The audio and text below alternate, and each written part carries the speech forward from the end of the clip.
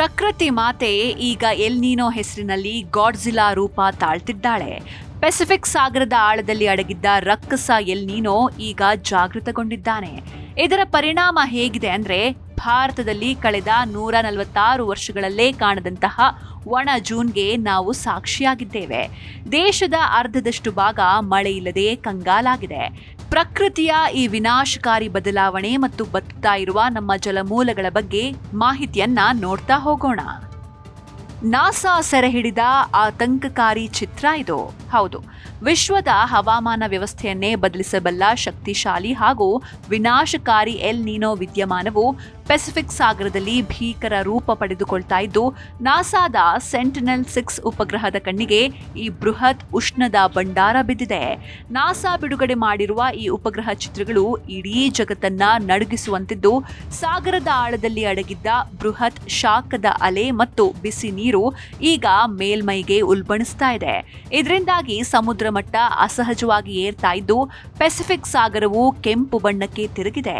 ಜಾಗತಿಕ ಹವಾಮಾನದ ಸಮತೋಲನವನ್ನೇ ಬುಡಮೇಲು ಮಾಡಬಲ್ಲ ಈ ರಕ್ಕಸ ವಿದ್ಯಮಾನವು ಮುಂದಿನ ದಿನಗಳಲ್ಲಿ ತರಬಹುದಾದ ತಲ್ಲಣಗಳ ಕುರಿತು ವಿಜ್ಞಾನಿಗಳು ತೀವ್ರ ಆತಂಕಕಾರಿ ಎಚ್ಚರಿಕೆಯನ್ನ ನೀಡಿದ್ದಾರೆ. ಹಾಗಾದ್ರೆ ವಿನಾಶಕಾರಿ ಇತಿಹಾಸ ಮರುಕಳಿಸುತ್ತಾ?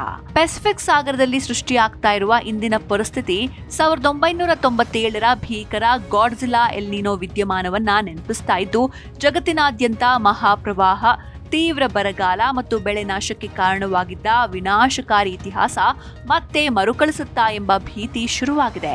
ನಾಸಾದ ಸಂಶೋಧಕರ ಪ್ರಕಾರ ಇದು ಮುಂಬರುವ ದಶಕದ ಅತ್ಯಂತ ಕಠಿಣ ಹವಾಮಾನ ವಿದ್ಯಮಾನವಾಗಿದ್ದು, ಈಗಾಗಲೇ NOAA ಸಂಸ್ಥೆಯಿಂದ ಅಧಿಕೃತವಾಗಿ ಎಲ್ ನೀನೋ ಆರಂಭದ ಘೋಷಣೆಯಾಗಿದೆ. ಸದ್ಯ ಅಂತಹದ್ದೇ ಪರಿಸ್ಥಿತಿ ದೇಶ ವಿದೇಶಗಳಲ್ಲಿ ನಿರ್ಮಾಣವಾಗ್ತಾ ಇರೋದ್ರಿಂದ ಭಾರತ, ಆಸ್ಟ್ರೇಲಿಯಾ ಮತ್ತು ಇಂಡೋನೇಷ್ಯಾದಲ್ಲಿ ಮುಂಗಾರು ಮಳೆಯ ಕೊರತೆ ಉಂಟಾಗುವ ಅಪಾಯ ದಟ್ಟವಾಗಿದ್ದು, ಭಾರತ ಸೇರಿದಂತೆ ಇಡೀ ಏಷ್ಯಾ ಖಂಡಕ್ಕೆ ತೀವ್ರ ಬಿಸಿಲಿನ ಬೇಗೆ ಕಾದಿದೆ ಅಂತ ವಿಜ್ಞಾನಿಗಳು ಆತಂಕ ವ್ಯಕ್ತಪಡಿಸಿದ್ದಾರೆ. 146 ವರ್ಷಗಳಲ್ಲೇ ಒಣ ಜೂನ್. ಹೌದು, ಭಾರತೀಯ ಹವಾಮಾನ ಇಲಾಖೆಯ ವರದಿ ಬೆಚ್ಚಿ ಬೀಳಿಸುವಂತಿದ್ದು, ಜೂನ್ ಮೊದಲ 3 ವಾರಗಳಲ್ಲಿ ದೇಶದಾದ್ಯಂತ ಬರೋಬ್ಬರಿ 46% ಮಳೆ ಕೊರತೆಯಾಗಿದೆ. ಇದು ದೇಶದ 146 ವರ್ಷಗಳ ಹವಾಮಾನ ಇತಿಹಾಸದಲ್ಲೇ ಅತ್ಯಂತ ಒಣ ಜೂನ್ ತಿಂಗಳಾಗಿ ದಾಖಲಾಗಿದ್ದು, ಮಹಾರಾಷ್ಟ್ರದಲ್ಲಿ 85% ಹಾಗೂ ಗುಜರಾತ್ನಲ್ಲಿ 84% ಮಳೆ ಅಭಾವ ಉಂಟಾಗಿ ಉಭಯ ರಾಜ್ಯಗಳು ಮುಂಗಾರು ವಿಳಂಬದಿಂದ ತತ್ತರಿಸಿವೆ. ಇತ್ತ ಮಧ್ಯಪ್ರದೇಶ ಮತ್ತು ಛತ್ತೀಸ್ಗಢದಲ್ಲೂ ಮಳೆ ಇಲ್ಲದೆ ರೈತರು ಕಂಗಾಲಾಗಿದ್ದು, ಬಂಗಾಳ ಕೊಲ್ಲಿಯ ತಡೆಗೋಡೆ ಹಾಗೂ ವಾತಾವರಣದ ಮಧ್ಯಮ ಸ್ತರದಲ್ಲಿ ತೇವಾಂಶದ ಚಲನೆ ಕುಂಠಿತಗೊಂಡಿರುವುದರಿಂದ ಮಳೆ ಹೊತ್ತು ತರುವ ಮೋಡಗಳು ಒಳನಾಡು ಮತ್ತು ಭೂಭಾಗವನ್ನ ಪ್ರವೇಶಿಸದಂತೆ ತಡೆಯೊಡ್ಡಿದೆ. ಕರ್ನಾಟಕಕ್ಕೆ 2ನೇ ಅತಿ ದೊಡ್ಡ ಹೊಡೆತ. ಹೌದು, ಎಲ್ ನೀನೋ ಪ್ರಭಾವದಿಂದಾಗಿ ಕರ್ನಾಟಕದಲ್ಲಿ ಈ ಬಾರಿ ಮುಂಗಾರು ತೀವ್ರವಾಗಿ ದುರ್ಬಲಗೊಂಡಿದ್ದು, ರಾಜ್ಯಾದ್ಯಂತ ಬರೋಬ್ಬರಿ 43% ಮಳೆಯ ಕೊರತೆ ದಾಖಲಾಗಿದೆ. ಅದರಲ್ಲಿಯೂ ಕರಾವಳಿಯಲ್ಲಿ 62% ಹಾಗೂ ಮಲೆನಾಡಿನಲ್ಲಿ 59% ಮಳೆಯ ಅಭಾವ ಉಂಟಾಗಿದ್ದು, ಜಲಾನಯನ ಪ್ರದೇಶಗಳಲ್ಲಿ ಮಳೆ ಇಲ್ಲದೆ ಜಲಾಶಯಗಳಿಗೆ ಹರಿದು ಬರುವ ಒಳಹರಿವು ಸಂಪೂರ್ಣ ಸ್ಥಗಿತಗೊಂಡು ಪ್ರಮುಖ ಡ್ಯಾಂಗಳಲ್ಲಿ ನೀರು ಖಾಲಿಯಾಗ್ತಾ ಇದೆ. ಹವಾಮಾನ ತಜ್ಞರ ಪ್ರಕಾರ ಇದು 1972ರ ನಂತರ ಕರ್ನಾಟಕ ಎದುರಿಸ್ತಾ ಇರುವ 2ನೇ ಅತಿ ದೊಡ್ಡ ಮಳೆ ಕೊರತೆಯ ವರ್ಷವಾಗಿದ್ದು, ಈಗಾಗಲೇ ಬಿತ್ತನೆಯಾಗಿದ್ರೂ ಕೂಡ ಮಳೆ ಇಲ್ಲದೆ ಬೆಳೆಗಳು ಮೊಳಕೆ ಹೊಡಿತಾ ಇಲ್ಲ. ಒಟ್ಟಾರೆ 2023ರ ಭೀಕರ ಬರಗಾಲದ ನೆರಳು ಈ ಬಾರಿಯೂ ರಾಜ್ಯದ ಮೇಲೆ ಆವರಿಸುವ ಭೀತಿ ಎದುರಾಗಿದೆ.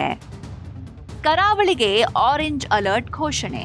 ಹೌದು, ಇಷ್ಟೆಲ್ಲ ಮಳೆ ಕೊರತೆಯ ಆತಂಕಗಳ ನಡುವೆ ಇದೀಗ ಒಂದು ಆಶಾದಾಯಕ ಸುದ್ದಿ ಹೊರಬಿದ್ದಿದ್ದು, ಕಳೆದ ವಾರ ಕೈಕೊಟ್ಟಿದ್ದ ಮುಂಗಾರು ರಾಜ್ಯದಲ್ಲಿ ಮತ್ತೆ ಚುರುಕುಗೊಂಡಿದೆ.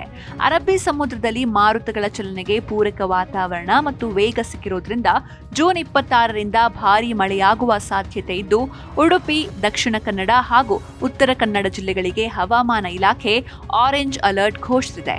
ಮುಂದಿನ 48 ಗಂಟೆಗಳಲ್ಲಿ ಮಧ್ಯ ಭಾರತದಲ್ಲೂ ಉತ್ತಮ ಮಳೆ ಸುರಿಯಲಿದ್ದು, ಈ ಮಳೆ ವಿಸ್ತರಣೆಯಾದರೆ ಒಣಗ್ತಾ ಇರುವ ಬೆಳೆಗಳಿಗೆ ಮತ್ತು ಬತ್ತುತ್ತಾ ಇರುವ ಕೆರೆಗಳಿಗೆ ಮರುಜೀವ ಸಿಗುವ ನಿರೀಕ್ಷೆ ಇದೆ. ಒಟ್ಟಾರೆ ವರುಣನ ಈ ಕೃಪೆಯು ಮುಂಗಾರು ವಿಳಂಬದಿಂದ ಕಂಗಾಲಾಗಿದ್ದ ರೈತರ ಮುಖದಲ್ಲಿ ಮಂದಹಾಸ ಮೂಡಿಸಲಿದೆ. ನೋಡಿದ್ರಲ್ವಾ, ಪ್ರಕೃತಿಯ ಮುನಿಸು ಹೇಗಿದೆ ಅಂತ. ಒಂದ್ ಕಡೆ ಗಾಡ್ಜಿಲಾ ಎಲ್ನಿನೋ ಸದ್ದು ಮಾಡ್ತಾ ಇದ್ರೆ ಮತ್ತೊಂದ್ ಕಡೆ ಹನಿ ಹನಿ ನೀರಿಗೂ ನಮ್ಮ ನಗರಗಳು ಪರದಾಡುವ ಸ್ಥಿತಿ ಬಂದಿದೆ. ಆದ್ರೆ ಈಗ ವರುಣ ದೇವ ಮತ್ತೆ ಕರುಣೆ ತೋರಿಸುವ ಲಕ್ಷಣಗಳು ಕಾಣ್ತಾ ಇವೆ. ಈ ಮಳೆ ಕೇವಲ ಭೂಮಿಯನ್ನಷ್ಟೇ ಅಲ್ಲ, ರೈತನ ಬದುಕನ್ನೂ ತಣಿಸ್ಲಿ ಅನ್ನೋದು ನಮ್ಮ ಆಶಯ.